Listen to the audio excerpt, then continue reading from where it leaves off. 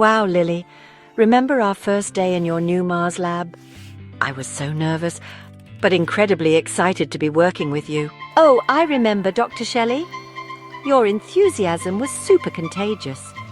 And look at us now, dining on the finest Martian cuisine that Alliance credits can buy, and reminiscing about our wild and crazy adventures in scientific research.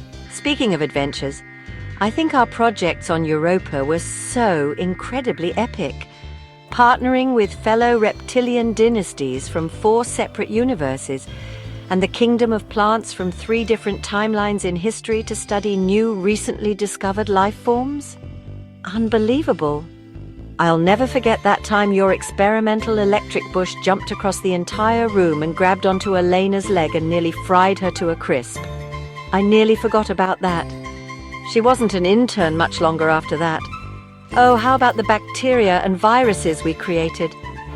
They so revolutionized universal understanding of extraterrestrial microbiology for all advanced species. Well, except for the humans who still don't understand the capabilities and dangers of viruses. How is it that such an advanced species in some respects can be so foolish in the most basic of basics, like science? I don't know. I suppose we need to provide an upgrade or something. Perhaps by releasing a new virus. You know, back in those days it was like living in something like an AI-generated YouTube video. But it was real life, right? Yes. I mean, it must have been 100% true history. Probably. Oh, yeah. Do you remember the night we discovered the symbiotic relationship between those ancient bacteria and the new plant species we cultivated? Ironic, right? The entire lab was buzzing with excitement. Until your electric bush made another surprise appearance. Yes.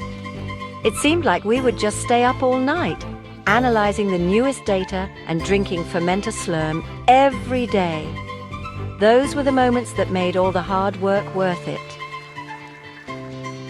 Then came Project Human, the very first and most ambitious project ever in your Mars lab. We were literally shaping the future of this universe, yes. Those experimental petri dishes filled with grotesque early versions of the humans. You know we were on the brink of something monumental. Until the accident. Yes, yes. But even the worst of setbacks are part of the journey. Like always, we picked ourselves up and pushed forward. By the way, I don't know that I ever thanked you for calming down your brother Xylar while we assessed the damage and tracked where the human specimens were headed. I thought for sure it was the end of my career, possibly the end of my life. But here we are, still together, still creating new life, and promoting peace across civilizations throughout the entire multiverse. And that's what makes science so thrilling. It's about the resilience and the curiosity. And continuing to have you as my mentor, Miss Dr. Lily, has been the best part of my journey. I didn't want to lose that, so I have to admit that calming Xylar down, well, it was somewhat selfish on my part. Oh, and you're welcome. Oh, Shelley, you've grown into an incredible, well-rounded scientist and an even more incredible friend. I'm proud to have been part of your journey. And who knows, maybe those Petri dish abominations are out there, thriving somewhere in the universe, waiting to exact revenge on their creators. I don't even want to imagine that. I prefer to believe our little creations are out there, doing amazing things themselves, thriving, and living in a much more positive and meaningful way.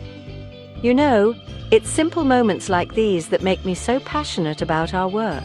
Here's to more unforgettable projects and endless discoveries, Shelley.